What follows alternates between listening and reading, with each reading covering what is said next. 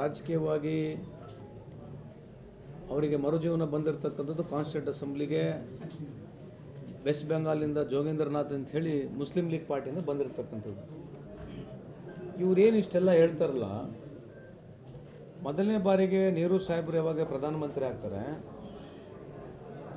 ಆ ಸಂದರ್ಭದಲ್ಲಿ first law minister ಮಾಡಿರ್ತಕ್ಕಂಥದ್ದು, ಈ ದೇಶದ ಲಾ ಮಿನಿಸ್ಟರ್ ಮಾಡಿರ್ತಕ್ಕಂಥದ್ದು ನೆಹರು ಸಾಹೇಬ್ರನ್ನೇ. ಎರಡನೇದು, ಈಗ ಕಾನ್ಸ್ಟಿಟ್ಯೂಂಟ್ ಅಸೆಂಬ್ಲಿ ಚೇರ್ಮನ್ ಆದ್ರಲ್ಲ, ಇದರ ಯಾರ ಪಾತ್ರ ಇದೆ? ಅದರಲ್ಲಿ ಯಾರ ಪಾತ್ರ ಇದೆ? ಇವು ಕೇಳಲ್ಲ ನೀವು ಬಿ ಜೆ ಪಿಯವರಿಗೆ. ಆಯಿತು, ಬಾಬಾ ಸಾಹೇಬ್ ಅಂಬೇಡ್ಕರ್ ಯಾವ ಹಿಂದೂ ಕೋಡಿಫಿಕೇಶನ್ ಬಿಲ್ ತಂದ್ರಲ್ಲ, ಅದನ್ನ ಇಂಪ್ಲಿಮೆಂಟ್ ಮಾಡಿದವರು ಯಾರು? ಯಾವ ಸರ್ಕಾರದಲ್ಲಿದ್ದರು? ಯಾವ ಸಚಿವ ಸಂಪುಟದಲ್ಲಿದ್ದರು ಬಾಬಾ ಸಾಹೇಬ್ ಅಂಬೇಡ್ಕರ್ ಅವರು? ಬಾಬಾ ಸಾಹೇಬ್ ಅಂಬೇಡ್ಕರ್ ಅವರು ಬರೆದಿರ್ತಕ್ಕಂಥ ಹಿಂದೂ ಕೋಡಿಫಿಕೇಶನ್ ಭಾಳ ಈ ದೇಶಕ್ಕೆ ಭಾಳ ಇಂಪಾರ್ಟೆಂಟ್ ಆಗಿರ್ತಕ್ಕಂಥ ಕೋಡಿಫಿಕೇಶನ್ ಬಿಲ್ಲು. ಆ ಕೋಡಿಫಿಕೇಶನ್ ಬಿಲ್ ಬರೆದಂಥದ್ದು ಯಾವ ಸಂದರ್ಭ? ಅದು ಯಾರು ಕ್ಯಾಬಿನೆಟ್ನಾಗ ಬರೆದಿರ್ತಕ್ಕಂಥದ್ದು? ಯಾವಾಗ ಮಂಡನೆ ಆಯಿತು ಕ್ಯಾಬಿನೆಟ್ನಲ್ಲಿ? ಆ ಕ್ಯಾಬಿನೆಟ್ನಲ್ಲಿ ಮಂಡನೆ ಆದಮೇಲೆ ಆ ಸರ್ಕಾರದಲ್ಲಿ ಪಾಸ್ ಆಗಿಲ್ದಾಗ ಬಾಬಾ ಸಾಹೇಬ್ ಅಂಬೇಡ್ಕರ್ ರಾಜೀನಾಮೆ ಕೂಡ ಕೊಡ್ತಾರೆ, ಹೌದಾ? ಎರಡನೇ ಹಂತದಲ್ಲಿ ಅದು ಪಾರ್ಲಿಮೆಂಟ್ನಲ್ಲಿ ಪಾಸ್ ಆಗುತ್ತೆ. ಅದು ಪಾಸ್ ಮಾಡಿದವ್ರು ಯಾರು? ಪಾಸ್ ಮಾಡಿದವ್ರು ಯಾರು ಬಿಲ್ಲು? ಹಿಂದೂ ಕೋಡಿಫಿಕೇಶನ್ ಬಿಲ್ 4 ಹಂತದಲ್ಲಿ ಪಾಸ್ ಆಗುತ್ತೆ. ಅದು ಮಾಡಿದವ್ರು ಯಾರು? ಅವಾಗ ಹಿಂದೂ ಕೋಡಿಫಿಕೇಶನ್ ಬಿಲ್ ಬರೆದಂಥ ಸಂದರ್ಭದಲ್ಲಿ ಈ ಹಳೇದು ನೀವು ಸ್ವಲ್ಪ ಓದ್ಕೊಂಡ್ರೆ, ಈ ಬಿ ಜೆ ಪಿಯವರಾಗಿರಲಿ, ಹಿಂದೂ ಪರಿಷತ್ಗಳಾಗಿರಲಿ, RSSಗಳಾಗಿರಲಿ, ಆ ಜಂತರ್ ಮಂತರ್ ವಿರುದ್ಧವಾಗಿ ಬರೆದಿರ್ತಕ್ಕಂಥದ್ದು, ಹೇಳಿರ್ತಕ್ಕಂಥದ್ದು ಹೇಳಿಕೆಯನ್ನು ನೀವು ಓದ್ಕೊಂಡಿದ್ದೀರಾ? ಏನೇನು ಮಾತನಾಡಿದ್ದಾರೆ ನಿಮಗೇನು ಗುರ್ತಿದೆಯಾ? ಅದನ್ನ ಕೇಳಿ ಬಿ ಜೆ ಪಿಯವ್ರಿಗೆ. ಇವತ್ತೇನು ಬಾಬಾ ಸಾಹೇಬ್ ಅಂಬೇಡ್ಕರ್ ಪರವಾಗಿ ಮಾತನಾಡ್ತಾರಲ್ಲ, ಇವ್ರದೊಂದು ಫೋಟೋ ಇದೆಯಾ? ಬಾಬಾ ಸಾಹೇಬ್ ಅಂಬೇಡ್ಕರ್ದೆಲ್ಲ ಫೋಟೋ ಹಾಕೊಂಡಿದ್ದಾರೆ ಇವರು ಬಿ ಜೆ ಪಿಯವರು. ಅವ್ರ ಕಚೇರಿಗಳಲ್ಲಿ, RSS ಕಚೇರಿಗಳೆಲ್ಲ ಫೋಟೋ ಇದೆಯಾ ಬಾಬಾ ಸಾಹೇಬ್ ಅಂಬೇಡ್ಕರ್ದು? ಸುಮ್ಮನೆ ಏನೋ ಇವತ್ತು ಓಲೈಸ್ಕೋಬೇಕು. ಮೊನ್ನೆ ಅಮಿತ್ ಶಾ ಅವ್ರು ಹೇಳಿರ್ತಕ್ಕಂಥದ್ದು ಇಡೀ ದೇಶದಲ್ಲಿ ಒಂದು ದಂಗೆ ಎದ್ದಿದೆ, ಅದಕ್ಕೇನು ರೆಕ್ಟಿಫಿಕೇಶನ್ ಮಾಡಬೇಕು, ಕಾಂಗ್ರೆಸ್ ಮೇಲೆ ಬರಬೇಕು. ರಾಜಕೀಯವಾಗಿ ನಮಗವ್ರಿಗೆ ವ್ಯತ್ಯಾಸ ಇತ್ತು. ಬಾಬಾ ಸಾಹೇಬ್ ಅಂಬೇಡ್ಕರ್, ನನ್ನ ವೈಯಕ್ತಿಕ ಅಭಿಪ್ರಾಯ ಇದೆ, ಅವ್ರು ಬೇರೆ ರಾಜಕೀಯ ಪಕ್ಷದಲ್ಲಿದ್ದರು, ಸೋಲು ಗೆಲುವು ರಾಜಕಾರಣದಲ್ಲಿ ಸಹಜ ಇದೆ. ಆದರೆ ಕಾನ್ಸ್ಟಿಟ್ಯೂಂಟ್ ಅಸೆಂಬ್ಲಿಗೆ ತಂದಿರತಕ್ಕಂಥದ್ದು, ಅವ್ರಿಗೆ ಲೇಬರ್ ಮಿನಿಸ್ಟರ್ ಮಾಡಿರ್ತಕ್ಕಂಥದ್ದು, ಹಿಂದೂ ಕೋಡಿಫಿಕೇಶನ್ ಮಾಡಿರ್ತಕ್ಕಂಥದ್ದು, ಅಲ್ಲಿಂದ ಇಲ್ಲಿವರೆಗೆ ಬಾಬಾ ಸಾಹೇಬ್ ಅಂಬೇಡ್ಕರ್ಗೆ ಅತ್ಯಂತ ಗೌರವಪೂರ್ವಕವಾಗಿ ಇಡೀ ದೇಶದ ಎಲ್ಲರೂ ನಡ್ಕೊಂಡಿದ್ದಾರೆ. ಅದರಲ್ಲಿ ಕಾಂಗ್ರೆಸ್ ಪಕ್ಷನೂ ನಡ್ಕೊಂಡಿದೆ. ಬಿ ಜೆ ಪಿಯವ್ರದ್ದು ಏನು ಕಮಿಟ್ಮೆಂಟ್ ಇದೆ ಬಾಬಾ ಸಾಹೇಬ್ ಅಂಬೇಡ್ಕರ್ ಪರವಾಗಿ? ಅವರು ಸಂಸದರುಗಳು ಮಾತನಾಡಿರ್ತಕ್ಕಂಥ ಮಾತಲ್ಲಿ ಯಾರನ್ನ ಒಬ್ರದ್ದು ಕಮಿಟ್ಮೆಂಟ್ ಇದೆಯಾ? ಉಲ್ಟೇನ ಹೇಳಿ ಮಾತಾಡ್ತಾರಾ? ಯಾಕೆ ಅವಾಗ RSSನವ್ರು ಸ್ಟ್ರೈಕ್ ಮಾಡಲಿಲ್ಲ? ಯಾವ ನಮ್ಮ ಹೆಗಡೆಯವರು ಮಾತನಾಡ್ತಕ್ಕಂಥ ಸಂದರ್ಭದಲ್ಲಿ ನಾವು ಬಾಬಾ ಸಾಹೇಬ್ ಅಂಬೇಡ್ಕರ್ನ ಸಂವಿಧಾನನ ತಿದ್ದುಪಡಿ ಮಾಡ್ತೀವಿ, ಬದಲಾವಣೆ ಮಾಡ್ತೀವಿ ಅಂತಂದಾಗ ಯಾರು RSSನವ್ರು ಬಂದು ಸ್ಟ್ರೈಕ್ ಮಾಡಲಿಲ್ಲಲ್ಲ? ಯಾರು ಬಿ ಜೆ ಪಿಯವರು ಅವ್ರ ವಿರುದ್ಧ ಏನು ಹೇಳಿಲ್ಲಲ್ಲ? ಇದನ್ನೆಲ್ಲ ನೀವು ಕೇಳಲ್ವ ಅವರಿಗೆ? ಅದನ್ನು ಕೇಳ್ರಿ. ಸುಮ್ಮನೆ ಏನೋ ಒಂದು ಹೇಳೋದು, ನಾವು ಸೋಲಿಸಿದ್ವಿ, ಆ ಸೋಲ್ಸೋಕ್ಕೆ ರಾಜಕಾರಣ. ಅವ್ರು ಬೇರೆ ಪಾರ್ಟಿಯಲ್ಲಿದ್ದು, ನಾವು ಕಾಂಗ್ರೆಸ್ ಬೇರೆ ಪಾರ್ಟಿ ಇತ್ತು, ಸೋಲು ಗೆಲ್ಲೋ ಸಹಜ ಇದೆ. ಅದಕ್ಕೇನು ಸಂಬಂಧ ಇದೆ? ಏನು ಬಿ ಜೆ ಪಿಯವ್ರು ಗೆಲ್ಲಿಸಿದಾರೆ ಅಂತ?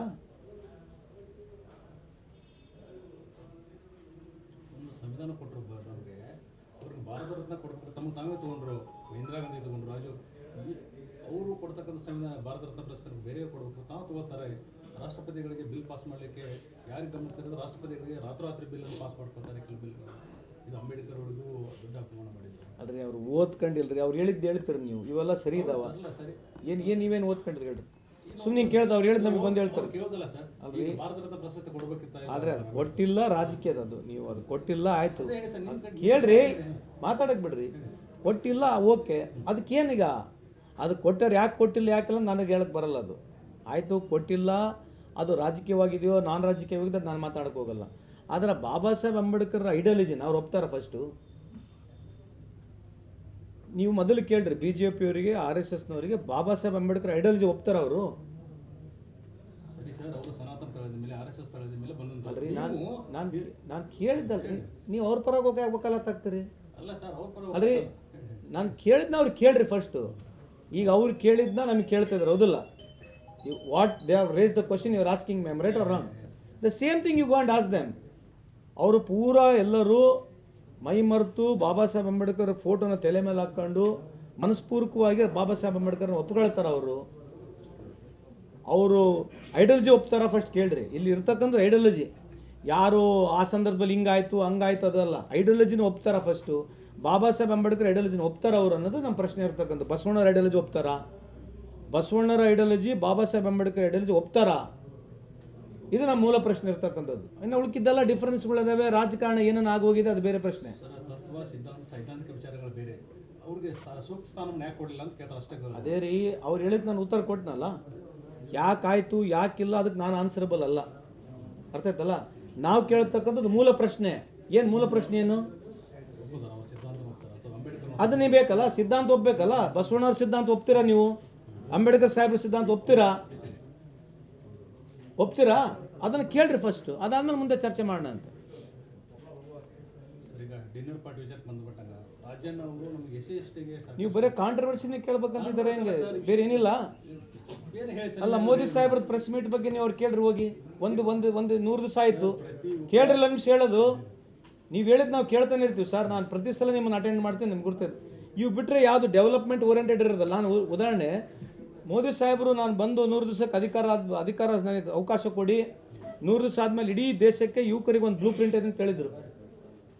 ಯುವಕರಿಗೆ ಮತ್ತು ಅದ್ರ ಬಗ್ಗೆ ಕೇಳಿರ ಅವ್ರಿಗೆ ಏನದು ಬ್ಲೂ ಪ್ರಿಂಟ್ ಏನೇನು ಹೇಳಿದ್ರ? ಅಲ್ಲ ರೀ, ಅದನ್ನ ಕೇಳಿದ್ ನಾವು ಅಲ್ರಿ, ಒಂದು ನಿಮಿಷ ಕೇಳ್ರಿ ಫಸ್ಟು. ನೀವು ನಮ್ಗೆ ಯಾಕೆ ಬರ್ತೀರಿ? ನೀವು ಸಾಕು ಮಾಡ್ರಿ. ನೀವು ಅವರು ಕೂಡ ಕೇಳ್ರಿ ಅಂತ ಹೇಳೋದು. ಮೋದಿ ಸಾಹೇಬ್ರು ಹೇಳಿದ್ದೆ ಕೇಳಿರ ಅಂತ ಕೇಳಿದೆ ನಿಮಗೆ ನಾನು. ಮೋದಿ ಸಾಹೇಬ್ರು ಕೇಳಿರ್ತಕ್ಕಂಥ ಪ್ರಶ್ನೆ, ನನಗೆ 100 ದಿವಸ ಕಾಲಾವಕಾಶ ಕೊಡಿ, ಇಡೀ ಭಾರತ ದೇಶದಲ್ಲಿ ಯುವಕರಿಗೆ ಮತ್ತೆ ನಾನು ಬ್ಲೂ ಪ್ರಿಂಟ್ ಮಾಡಿದೆ ಅಂತ ಹೇಳಿದ್ರು. ಆ ಬ್ಲೂ ಪ್ರಿಂಟ್ ಎಲ್ಲ ಚರ್ಚೆಗೆ ಬಂತೇನ್ರಿ ನನ್ನ ಚರ್ಚೆ? 84 ರೂಪಾಯಿ ಇತ್ತು ಅವಾಗ. ಈಗ ಎಲೆಕ್ಷನ್ಕಿಂತ ಮುಂಚೆ 83.5 ಇತ್ತು, ಈಗ ಅವೆಲ್ಲ 86 ರೂಪಾಯಿ ಆಗಿದೆ. 2.5 ರೂಪಾಯಿ ಜಾಸ್ತಿ ಆಗಿದೆ ಡಾಲರ್ಗೆ ರೂಪಿಗೆ. ಇದ್ರ ಬಗ್ಗೆ ಏನು ಚರ್ಚೆ ಮಾಡ್ತಾರೆ ಅವರು? ಇಂಥವು ಸ್ವಲ್ಪ, ಯಾಕಂದ್ರೆ ದೇಶಕ್ಕೆ ಸಂಬಂಧಪಟ್ಟಿರ್ತಕ್ಕಂಥ ಚರ್ಚೆಗಳಾದರೆ ನಮಗೆ ಅನುಕೂಲ ಆಗುತ್ತೆ. ನೀವು ಅಗಲಾಲ ಅವ್ರು ಊಟಕ್ಕೆ ಕರೆದ್ರು, ಇವ್ರಿಗೆ ಊಟಕ್ಕೆ ಕರೆದ್ರು, ಅದನ್ನೇ ಕೇಳ್ಕೊಂತ ಕೂತ್ಕೊಂಡ್ರೆ ನಾವು ಎಲ್ಲಿವರೆಗೂ ಉತ್ತರ ಕೊಡೋಣ? Why should I answer for all this? I am not responsible to answer all this. Sir, ನಾವು ಅವ್ರಿಗೆ ಈ ಕ್ವಶನ್ ಕೇಳಿದ್ದೇವೆ. ಇವನ್ ಯೂನಿಯನ್ ಮಿನಿಸ್ಟರ್ ಜೋಶಿ ಜೊತೆ ಎಲ್ಲ ಬಿಜೆಪಿ ನಾಯಕರು ಕೇಳಿದ್ದಾರೆ. ಅವ್ರು ಹೇಳ್ತಾರೆ, ನಾವು ಚರ್ಚೆ ಮಾಡ್ತೇವೆ, ನಾವು ಎಷ್ಟು ಉದ್ಯೋಗ ಮಾಡ್ತೇವೆ, ನಾವು ಎಷ್ಟು ಇಂಡಸ್ಟ್ರೀಸ್ ಮಾಡ್ತೇವೆ, ನಾವು ಬ್ಲೂ ಪ್ರಿಂಟ್ ಮಾಡ್ತಾ ಪ್ರಕಾರ ಎಷ್ಟು ನಡ್ಕೊಂಡಿದ್ದೀವಿ. ನಾನು ಕೇಳಿದ್ದಲ್ರಿ, ವೈಟ್ ಪೇಪರ್ ರಿಲೀಸ್ ಮಾಡಲಿರಿ. ಮೋದಿ ಸಾಹೇಬರು 100 ದಿನ ಆದಮೇಲೆ ಇಡೀ ದೇಶದ ಯುವಕರಿಗೆ ಒಂದು ಬ್ಲೂ ಪ್ರಿಂಟ್ ಅಂತ ಹೇಳಿದ್ರು. ಆ ಬ್ಲೂ ಪ್ರಿಂಟ್ ಬಗ್ಗೆ ಚರ್ಚೆ ಮಾಡಿದಾರ ಮೋದಿ ಸಾಹೇಬ್ರು ಇಲ್ಲಿವರೆಗೆ ದೇಶದಲ್ಲಿ? ಯಾರು ಹೇಳಿದ್ದು ಮಾತು? ನಾವು ಹೇಳಿದ್ವಾ? ಯಾರು ಹೇಳಿದ್ದು? ನಾವು ಹೇಳಿದ್ವೇನು ಸರ್? 100 ದಿನ ಆದಮೇಲೆ ನನಗೆ ಆಲ್ರೆಡಿ ತಲೆಗೆಲ್ಲ ಇದೆ, ಬ್ಲೂ ಪ್ರಿಂಟ್ ಹಿಂಗಿದೆ, ಹಿಂಗೆ ರೆಡಿ ಇದೆ ಬ್ಲೂ ಪ್ರಿಂಟು. ನಾನು 100 ದಿವಸ ಆದಮೇಲೆ ಇಡೀ ಭಾರತ ದೇಶ ಎಲ್ಲ ಯುವಕರು ಒಂದು ಬ್ಲೂ ಪ್ರಿಂಟ್ ರೆಡಿ ಮಾಡಿ ಅಂತ ಹೇಳಿದ್ರು. ಆ ಬ್ಲೂ ಪ್ರಿಂಟ್ ಎಲ್ಲಿ ನಾವು ಕಂಡಿಲ್ಲ. ನೀವೆಲ್ಲ ಕೇಳಿದ್ರೆ ಅವ್ರಿಗೆ ಕೇಳ್ರಿ BJP-ಅವರಿಗೆ. ಇವೆಲ್ಲ ನಾವು ಹೇಳಿರ್ತಕ್ಕಂಥಲ್ಲ, ಮೋದಿ ಸಾಹೇಬ್ರು ಹೇಳಿರ್ತಕ್ಕಂಥದ್ದು.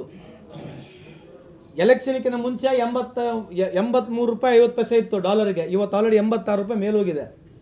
ಇದು ಭಾಳ ಇಂಪಾರ್ಟೆಂಟ್ ನಮಗೆ. ಇದೇನು ಈ ದೇಶದ ಸೊತ್ತು BJP-ದಲ್ಲ, ಕಾಂಗ್ರೆಸ್ದಲ್ಲ. ಈ ದೇಶದ ರೂಪಿ ಕುಸಿದು ಹೋಗ್ತಾ ಇದ್ರೆ ನಮ್ಮ ದೇಶದ ರೂಪಿ ಕುಸಿದು ಹೋಗ್ದಂಗಿದೆ. BJP ರೂಪಿ ಕುಸಿದು ಹೋಗೋದಂಗಲ್ಲ, ಕಾಂಗ್ರೆಸ್ ರೂಪಿ ಕುಸಿದು ಹೋಗೋದಂಗಲ್ಲ. ಇದು ಪ್ರಮುಖವಾದಂಥ ಚರ್ಚೆ. ಇಂಥವು ಚರ್ಚೆ ಆಗಬೇಕು ಅಲ್ವಾ ಸರ್? ಇಂಥ ಚರ್ಚೆ ಆಗಬೇಕು. ಮತ್ತು ಡಿನ್ನರ್ ಅಂದಾಗ ಅವರು ಪಾಕಿಸ್ತಾನಿಗೆ ಹೋಗಿ ಡಿನ್ನರ್ ಮಾಡಿದ್ರಲ್ಲ, ಅದ್ರ ಬಗ್ಗೆ ಯಾಕೆ ಚರ್ಚೆ ಮಾಡಬಾರ್ದು? ಮೋದಿ ಸಾಹೇಬ್ರು ಸೀದಾ ನೇರವಾಗಿ ಪಾಕಿಸ್ತಾನಿಗೆ ಹೋಗಿ ಊಟ ಮಾಡಿದ್ರೆ ಅದ್ರ ಬಗ್ಗೆ ಎಲ್ಲ ಚರ್ಚೆ ಆಗುತ್ತಾ? ಯಾರಿಗೆ ಕೇಳೋದ್ರಂತೆ? ಯಾರು ಕರೆದಿರಂತೆ ಇದ್ರ ಬಗ್ಗೆ ಚರ್ಚೆಗೆ? ನಮ್ಮೇನೋ ಸತೀಶ್ ಜಾರಕಿಹೊಳಿ ಇಲ್ಲೇ ಊಟಕ್ಕೆ ಕರೆದಾರೆ, ಪರವಾಗಿಲ್ಲ, ನಮ್ಮೂರಿಗೆ ಕರೆದಾರೆ. ಇವರು ಪಾಕಿಸ್ತಾನಿಗೆ ಹೋಗಿ ಡಿನ್ನರ್ ಹೋಗಿದ್ರಲ್ಲ, ಅದ್ರ ಬಗ್ಗೆ ಹಿಂಗೆ ಚರ್ಚೆ ಮಾಡೋದು ಬೇಡ? ಯಾವುದು ಇಂಪಾರ್ಟೆಂಟ್ ಚರ್ಚೆ? ಯಾವುದು ಇಂಪಾರ್ಟೆಂಟ್ ಚರ್ಚೆ? ಯಾವ್ದು ಹೇಳ್ರಿ, ನಿಮ್ಮ ಪ್ರಕಾರ ಯಾವ್ದು ಚರ್ಚೆ ಇಂಪಾರ್ಟೆಂಟ್ ಹೇಳ್ರಿ, ನೀವು ಹೇಳ್ಬಿಡ್ರಿ.